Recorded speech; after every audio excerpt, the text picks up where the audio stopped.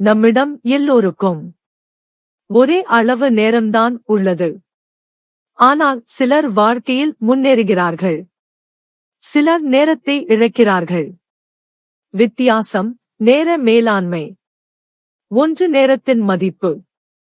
இழந்த பணத்தை மீண்டும் சம்பாதிக்கலாம், ஆனால் இழந்த நேரத்தை எந்த விதத்திலும் திரும்ப பெற முடியாது. அதனால் நேரம் என்பது வாழ்க்கையின் மிகப்பெரிய செல்வம். 2 நாளை திட்டமிடுதல். நாள் தொடங்குவதற்கு முன்பே என்ன செய்ய வேண்டும் என்று ஒரு சின்ன திட்டம் போட்டால் குழப்பம் குறையும், வேலை சீக்கிரம் முடியும். 3 முக்கியத்துவம் கொடுத்தல். அனைத்து வேலைகளும் ஒரே அளவு முக்கியம் இல்லை.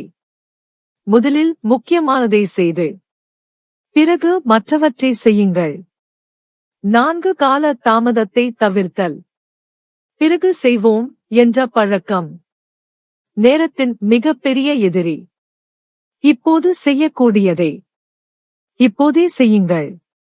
5 கவனம் சிதறாமல் வேலை. வேலை செய்யும் போது மனம் முழுவதும் அந்த வேலைக்கே இருக்க வேண்டும். கவனம் இருந்தால் குறைந்த நேரத்தில் அதிக வேலை முடியும்.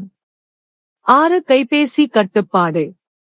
அதிக நேரம் கைபேசி பயன்படுத்தினால் நேரம் எப்படி போகிறது என்று தெரியாது. தேவையற்ற பயன்பாட்டை குறைப்பது அவசியம். 7 ஓய்வுக்கும் நேரம்.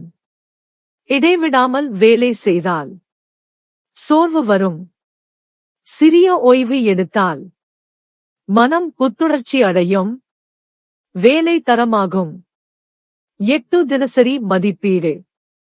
நாள் முடிவில் இன்று என்ன செய்தேன் என்று சுய மதிப்பீடு செய்தால் நாளை இன்னும் நல்லதாக திட்டமிட முடியும்.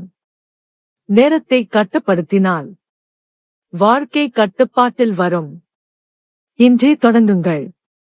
நேரத்தை நிர்வகிப்பது வாழ்க்கையை நிர்வகிப்பதற்கு சமம்.